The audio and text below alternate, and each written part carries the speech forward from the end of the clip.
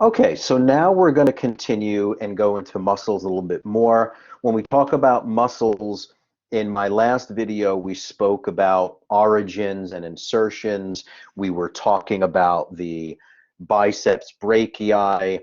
Bicep means two, so the origin has two portions of it, and there's one insertion. Typically, the origin is the part that's staying still, and the insertion is the part that moves. Where in this particular case, where the person was moving the book, it's not this part that's moving, it's not the proximal part, it was the distal part where the insertion was on the radial tuberosity here. Okay, so origins are usually the more proximal part and the part that usually is still, whereas the insertion is usually the more distal part and the part that moves. Now, agonist, synergist, antagonist. Let's talk about these terms. So in this particular case, if we're looking at the biceps brachii, this could be an agonist or a primary mover for elbow flexion. Now, if I were to dissect this muscle and move it away, we see another muscle called the brachialis. The brachialis can be a synergistic muscle, meaning it helps this one. It helps the agonist or the main mover. Now, the antagonist would be the muscle on the opposite side of the bone. Here's anterior, here's posterior. Biceps are anterior, triceps are posterior. These two muscles are antagonistic to one another.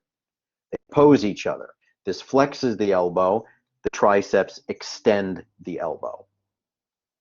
The term innervation here means nerve supply. So right here we see a yellow structure, which is a nerve that stems from the neck. In the neck, we have the brachial plexus.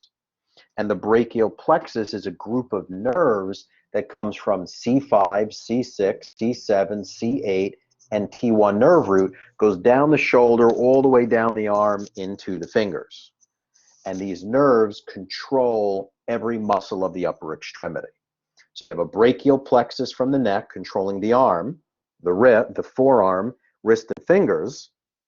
And then in the lower back, we have the lumbar plexus and sacral plexus that will control the entire lower extremity. So innervation, when you look at the word in the middle, we see nerve, innervation.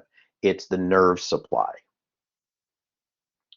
Okay, so we'll take a short break here. We'll continue, and when we continue, we'll get into some of the basic terminology of some of the microscopic terms when we talk about skeletal muscle.